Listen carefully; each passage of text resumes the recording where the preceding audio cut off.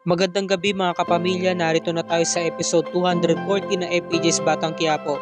Sabi ni Don Julio kay Olga, namimiss pa rin daw niya yung luma nilang bahay. Dahil doon daw nabuo yung mga memories niya. Doon daw niya nasilayan lumaki si Ramon. Sumunod nung nakulong daw si Ramon, doon na rin niya nakita si Greg na kung paano ito lumaki at naasahan sa pagpapalakad ng negosyo. Ngayon kinamusta naman niya si Tanggol na maaaring magiging mahusay ito sa paghawak ng negosyo. At sabi naman ni Olga, dahil isa siyang Montenegro, tama ka dyan. Siya nga pala Olga, kamusta na yung isa mo pang anak si Samantha? Di ba ho papa nasa Amerika? Saglit lang ho, tumatawag ho siya. Ito po, saglit lang po, kasagutin ko lang yung tawag niya. Oh hello anak, kamusta ka na dyan? Hindi natin malaman kung si Samantha nga ba talaga yung kausap dito ni Olga kasi hindi pa pinapakita. Pero pa nagkataon, naku panibagong karakter na naman to. So ito na, habang nagiinom itong si Ramon, mahina pa rin siya eh. Ang laman ng isipan niya si Monique. Diba? Pinuntahan siya ng papa niya para kamustahin, sabi niya, Ramon, o papa kayo pala.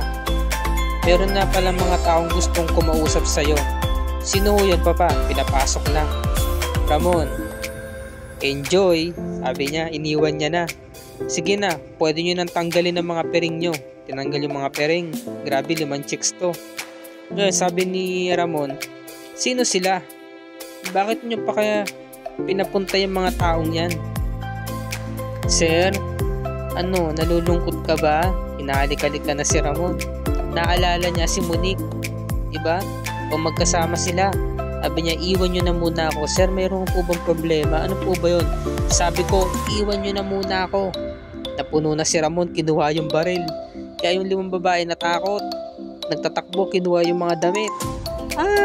Wag po. Huwag po kami babaril eh. Tinutukan ng baril eh, kakatawa eh. Ang iingay eh. Tilian ng tilian eh. Na, nagtatakbuhan na, nagsisigaw. Lumabas si Don Ramon, sabi niya, bakit? Ano nangyayari? Yung anak niyo po, tinutukan kami ng baril, papatayin kami, ano? Sige na, papasukin na yan doon, palabasin na yan.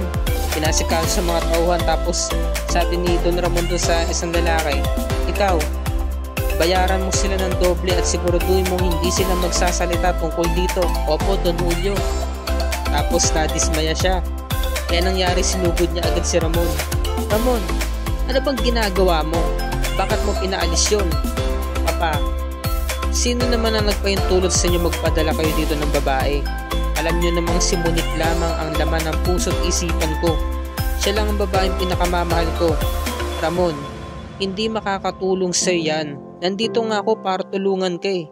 Ngayon namomroblema ka, nagpapakasasa ka, nagpapakalunod ka sa alak nang dahil lang sa walang kwentang babaeng yun. Dahil lamang sa babae nagkakaganyan ka. Kung magpapatuloy ka sa pagiging mahina mo, ito lang tandaan mo, mawawalang saysay lahat ng mga pinaghirapan mo at ipapaalala ko lang sa'yo, walang Montenegro ganyan. Sabi niya, no? Sige, hayaan na kita, babayaan kita, magpakalugmok ka dyan, sabi niya. Kasi nga binalaan na siya ni Ramon, sabi, wag na kayong mangingialam at wag nyo na ulit gagawin yun. Sabi ni Ramon, di ba? Kasi nga si Monique lang talaga yung pinakamamahal niya at gusto niya itong makita. Samantala, dumating na nga itong sina Marites at nagmano itong si Camille. Camille, meron bang mga nagpuntang tao dito? Wala ho. Kahapon, may napansin ka ba? Wala din po, sabi ni Tindeng.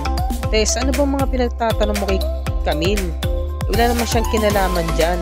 Naniniguro lang ako, Tindeng, na baka sakaling pumunta dito si Tanggol. O di ba mo nang sabihin yan? Papaano kung totoo nga na nagpunta nga talaga siya dito? At kapag nalaman ito ni Rigor, malaking gulo ito. O di ba? Huwag mo nang sabihin yan dahil hindi pa naman natin kumpirmado kung si Tanggol nga talaga yung pumunta dito. Nag-aalala sila, di ba? Ngayon narinig ni Santino yung pinag-uusapan nila. Ano po? Nay, ano po yung sinasabi nyo? Nagpunta po dito si Kuya Tanggol? Di ba nakakulong po siya? Sabi ni Tess. Shh, huwag kang maingay. Huwag na natin pag-usapan yan. Kasi makakatagdag lang yan sa problema eh. Sige na, maganda na tayo ng pagkain at kakain na tayo. Sabi ni Tess, sinaway niya si Santino. Samantalang pumasok na sa kwarto tong si Nanoy saka si Tindeng. Nag-iisip sila. Ngayon sabi naman ni Noy, Tindeng, papaano talaga kung totoo yun na magsalita si Tess kay Rigor? Sabi naman ni Tindeng, kumpirmado Noy. Naniniwala talaga akong si Tanggol yung nagpunta dito nung nakaraan at siya mismo yung nag-iwan ng pera. Sana hindi ako ilaglag ni Tess. Sana hindi siya gumawa ng bagay na kapapahamak natin. Kasi pa nagkataon, maaaring patayin ni Rigor si Tanggol. Maaaring mapahamak ang apo ko. Alam mo, kung totoo nga yun, talagang nag-aalala na ako ng gusto sa kanya. Mas maigi sana na hindi na lamang siya tumakas ng presinto. Sundin niya dapat ang batas. Kasi kung ganyan tumakas siya, hahanapin siya ng tatay niya si Rigor para paslangin siya. Mas delikado. Nag-aalala siya ngayon. Ito naman Santino, pinumpronto ulit ang nanay niya. Nay, totoo ba talaga yung sinasabi ni Lola na nakalabas po si Kuya Tanggol? Di ba nakakulong ho siya? Sabihin niyo na po totoo. Sabi ni Tess, kasi ganito yun. Kanina sa tindahan, nakasalubong namin si Aling Mirna, nanay ni Teng. Sabi ni Aling Mirna, inabutan daw siya ng pera ni Enteng. Di ba nakakulong yun? Pagkatapos, nadulas naman tong si Noy. Sabi ni Noy kanina, galing daw dito si Kuya Tanggol mo dito sa bahay at nag-iwan daw ng pera. Parang namalikmata yan lola mo. Nakita raw si Kuya Tanggol mo kaya napagtagpi-tagpi ko ang kwento. Kaya paniguro talaga, Santino. Yung Kuya Tanggol mo yung nagbigay ng pera sa mga kaibigan niya. Doon nga sa nanay ni Teng. Kaya ang laki talagang problema nito eh. Kaya nga hindi ko pa rin makakumpirma kasi problema to, panigurado sa bahay.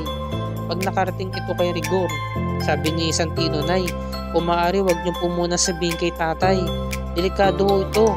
Nakikinig lang si Camille, di ba? Ngayon eto na. Sabi ni Tindeng, Santino, tawagin mo na sina Lola at Lolo mo. Sabi ni Camille, ako na ho. Lola, nakahanda na po yung pagkain. Ito na. Nasa pagkainan na sila. Ngayon ito namang si Mando sa si Rigor nandito na. Sabi ni Mando, pare, dito na ako. Pare, saglit lang. Pwede bang mag-shot muna tayo sa lang? Marami kasi nangyari buong maghapon eh. O sige ba? Paano? Order na ako. Sige. Mauna na muna ako sa lang. Magbibis lang ako. Sige pare. Bumili na si Mando ng isang gin bilog. Walang label eh. Tapos naghintay siya dito sa tambayan nila sa labas, sa may tapat. Ngayon umakyat na nga si Rigor. Daan-daan siyang umakyat. Sabi ni Tess, Rigor, saglit. Kamusta? Natuloy ka ba sa lakad nyo kanina? Sabi ni Rigor, oo, natuloy kami, Marites. At para sabihin ko sa inyo, totoo, nakumpirma ko, alam ko na. Nandudun yung anak mo si Tanggol. Nagkatinginan sila ni Tess, nakikiramdam sila eh. Natatakot sila, kinakabahan sila sa nangyari, ha? Napahapa sila eh. Oo, pero nakabukod siya sa mga kasamahan niya dahil nasa isolation room siya dahil yung apo mo, yung magaling mong apo, Tindeng, gumawa na naman ng kalokohan. Huwag na kayong taka. Kung magbabago pa yan si Tanggol, hindi na magbabago yan. At eto pa, usap-usapan sa mga presinto, kahit saan, sa mga pulisya, na merong ginagawang kalokohan ng mga tauhan, karamihan, sa koreksyonal, na pinapalabas nila yung mga tao nila para gumawa ng krimen. Sabi ni Noy, no, naku, malikmata mo lang yan. Hindi ka naniniwala sa akin, Noy. Kaya naman kayo eh. Kala nyo gumagawa ako ng storya. O sige, tanungin nyo pa si Mando. Nandiyan dyan sa labas. Kasama ko siya kanina. At namukaan namin si Chief Espinas, yung babaeng naka-encuentro namin nung nare-raid namin yung Red Phoenix. Sa tingin nyo ba nagkakaila ako? Tingin nyo ba gumagawa ako ng storya? Naniniwala ako na nakakalabas ng presinto yung Tanggol. Inuutusan siya para gumawa ng krimen kapalit ng pera. Sabi niya, ipagpapatuloy ko ang investigasyon ko. Hindi ako titigil hanggat di ko napapatunayan na totoo ang hinala ko. At para maparusahan yung Tanggol na yan, pati na rin yung mga namamahala sa koreksyonal at nang mapalitan sila para maparusahan. Ngayon lumabas na nga itong si Teng. Sabi ng mga kaibigan niya, Teng, balita, ano yung napag-usapan niyo ni Tanggol? Sabi ni Teng, Ah, Huwag sana kayo mabibigla Kasi patay na si Mokang. Ha? Gulat sila. Oo, wala na si Mokang. Paano nangyari yun? Bakit? Kasi nung umuwi si Tanggol sa Quiapo, sa lugar natin, napag-alaman niya kung saan nakatira si Mokang, pinuntahan niya to. Tapos sa madaling salita, niligtas niya. Nalaman niya kasi na sinasaktan si Mokang na asawa niya. Kaya yun, nung pagtakas nila, sa kasamaang palad, nasundan sila nung asawa ni Mokang. Kaya nagkaroon ng encounter, nagkabarilan. Doon na namatay si Mokang. Nag-iyakan sila, sabi nila, parang kailan lang kasama natin si Mokang. Kaibigan natin siya kaya hindi natin siya makakalimutan.